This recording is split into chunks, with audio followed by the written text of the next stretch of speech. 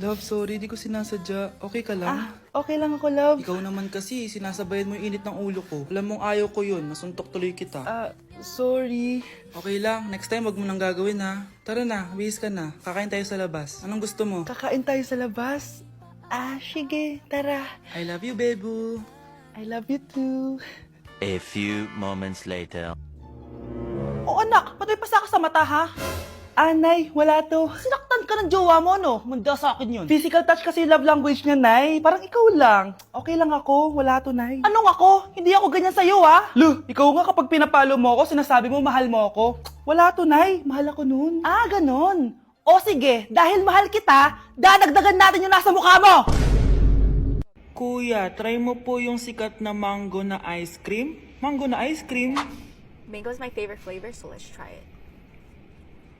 Wow, parang ang sarap niya. Tara, bili tayo. So, papunta na ako sa convenience store para hanapin yung famous na mango na yan. Sabi nila meron daw dito sa Vietnam. Kaya pumunta ako dito sa Circle K. Guys, meron dito oh. Hello, kompleto. Guys, excited na ako matry ito. Bilhin na natin. Grabe, napakamahal naman ng mga yan. Ayan guys, binili ko yung mango, yung lemon, tsaka yung peach. Eto na sila. Tikman na natin. Unahin na natin tong si mango kasi ito yung pinakasikat. Sirain ko na. Wow! Mukha talaga siyang mangga in real life, guys. Tapos dito siya hahawakan. Okay, unang kagat.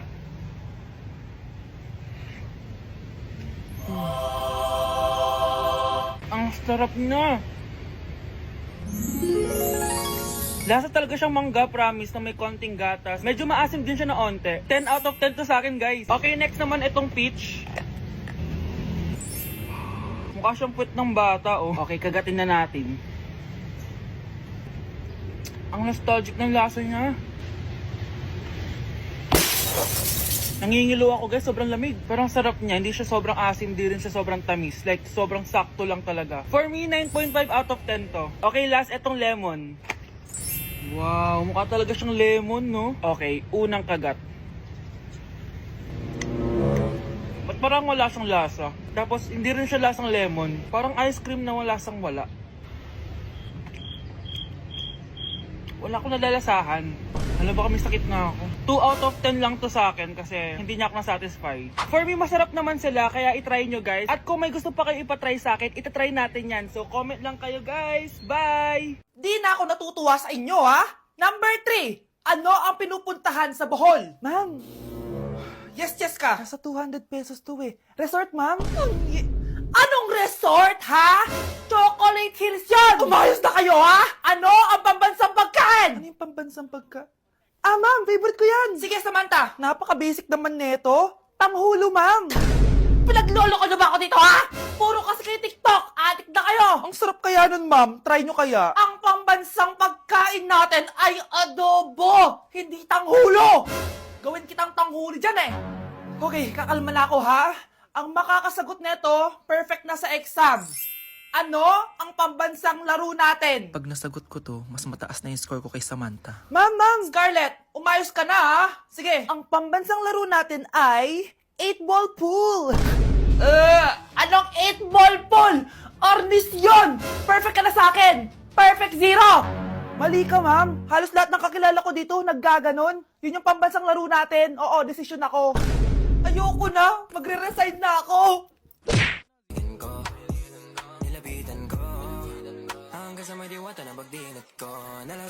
Aray! Disturb. Di ako yun ah. Wala na nga akong kapartner. Mambabato pa kayo. Hi. Ako, pwede mo ako maging partner. Tony? Totoo ba to? Matagal ko na siyang crush. Tumabi ka nga, Samantha. Panira ka sa view. Hi, Jessica. Hi. TikTok tayo, Jessica. Ako yung partner mo. Ako?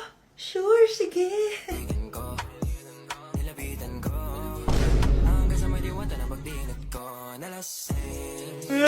Ayoko na mabuhay!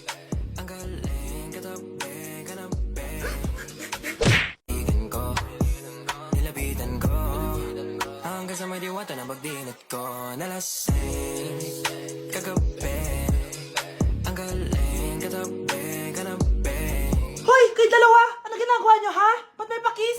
Ma'am, ito po kasi usong step ngayon yung may pakis sa chicks. Ayan, sinasabi ko na nga ba? Puro na naman kayo TikTok! Mga nalalaman nyo! Ang bata-bata nyo pa, may pakis-kis na kayo nalalaman dyan? Mag-aaral nga kayo na maayos. Ang bitter ni ma'am porket walang kadate ng Valentine's. May sinasabi ka ba, Scarlett? Ah, wala po ma'am.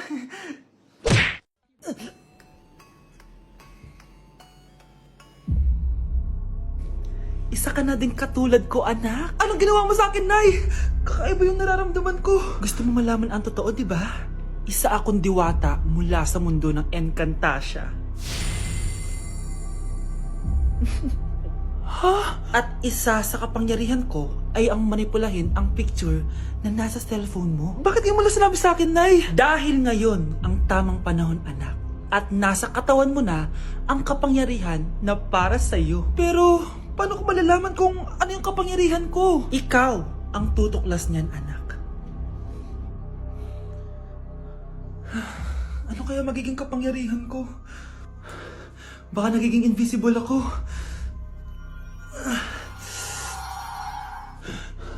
Hindi ako nawala.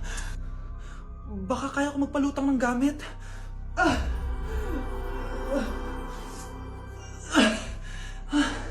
Hindi lumutang. Ang hirap naman nito. Baka kaya ko tumagos sa pintuan. Aray, aray, aray. Aray. Natatay ako.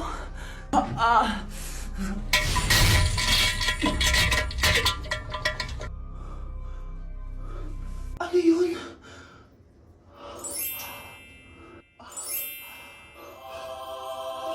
Ito ba yung kapangyarihan ko? Tumain ng ginto? Nay, alam ko na yung kapangyarihan ko. Tumatay ako ng ginto. Anak, uminom ka na maraming pampatae para yumaman na tayo. Talino mo talaga, Nay. Trigger warning, kung takot kayo sa tahi, huwag niyong papanoorin to. So may nag-comment, bago ko sagutin yan, gusto ko lang sabihin na Happy New Year everyone! Tapos na yung 2024. So, answering the question, ano po yung nasa labi niyo? Tinahi po yung labi ko. Ang ginawa pong surgery sa akin is lip reduction surgery. So, pang 5 araw na to guys, and as you can see, hindi ko na ilalapit kasi baka matakot talaga kayo. Bakit ako nagpa-lip reduction surgery? First of all, siguro lahat naman tayo may insecurity. And kung di nyo napapansin, malaki talaga naturally yung labi ko. Mas malaki yung sa taas compare sa baba. So, hindi siya proportion. Actually, dapat hindi ko na siya itutuloy. Pero may isang bagay kung bakit ko siya tinuloy. And yung number 2 reason ko is palagi ko siyang nakakagat whenever na kumakain ako. So, dahil nga malaki yung labi ko, marami laman sa loob. So, kapag ngumunguya ako, nakakain ko siya. Ang tendency, hindi nawawala yung singaw ko. And lumalaki yung singaw ko kasi palagi ko siyang nakakagat. Imagine, hindi lang isa, hindi lang dalawa ko siya beses nakakagat, kundi siguro mga 5. Ganun kalala. So, dugong-dugo talaga. Kaya tinuloy ko na rin siya para finally mabawasan na yung laman niya sa loob at sana hindi ko na siya makagat in the future. Pero syempre, para mas maging confident na rin ako sa mga pictures. Kung nagtataka kayo kung bakit after Pasko or December 26 ako nagpa-surgery, is yun yung earliest na appointment na pwede yung doctor ko. And yun na yung ginrab ko since kailangan kong gumaling before ako bumalik sa school. Kasi di naman ako pwedeng bumalik sa school na nang ganito yung sitwasyon ng bibig ko. Paano ako magre-report, diba? Ito na ata yung sinasabi nilang New Year, New Me. So yun lang naman guys. Again, Happy New Year. Wishing you all the best in 2025. Babalik na ako sa content ko. Promise, pag gumaling na talaga to. Bye-bye. Wow, Edward. Ang ganda naman ng bahay mo. Simula ngayon, Scarlett. Dito ka natitira, ha? Masanay ka na. Matanong ko lang, bakit pala gusto mo akong panagutan? Diba, iniwan mo na ako? Scarlett, hindi naman talaga kita iniwan. Alam mong, kinailangan ko lang sumama ng matagal sa ibang bansa. Kasama yung mga magulang ko. Ang importante, nandito na ako, Scarlett. Bubuo na tayo ng pamilya. Ang sarap naman pakinggan nun. Oh, Scarlett, bakit? Ang sakit ng tiyan ko. Ha? Teka lang, tatawag ako ng nurse, ha? Diyan ka lang. Edward. Buti na lang dumating ka, tita. Ako, Edward, salamat sa pera, ha? Makakasiguro kang kay Scarlett lahat mapupunta. Bakit nandito yung babaeng yan, ha? Paalisin niyo yan! Ha? Anong nangyayari? Scarlett? Anak, di mo ba kilala? Nanay mo ko. Hayaan mo, baka dala lang ng pagbubuntis niya. Tawag lang po ako ng nurse, ha? Scarlett, dyan ka lang, ha? Edward, wag mo kang iwan, please! Wag mo kang iwan dito sa babaeng to! Akala mo ba makakatakas ka sa akin? Binigyan ako ng malaking pera ni Edward, oh. Nakuha ko ng gusto ko. Ngayon, pwede ka na mawala. Nay, wag po, please. Scarlett, pigilan niyo babae niyan! Brianna? Tita, anong ginagawa niyo kay Scarlett, ha? Wala. Ina-adjust ko lang yung unan niya. Napakasama mo, tita. Sariling anak mo, papatayin mo? May ipapakulong ako dito. Ano? Kulong! Edward, nakatakas siya. Scarlett, hayaan mo na siya. Hindi ka na niya pwedeng saktan, ha? Paano yung pera? Buti na nakatakas ako. At least may cheque naman ako. Nasaan na yun? Nasaan na yung cheque? Ito, naiwan niya. Thank you, Edward. Masaya ako para sa inyo, ate. Scarlett, Brianna, hanggat nandito ako, poprotektahan ko kayong dalawa.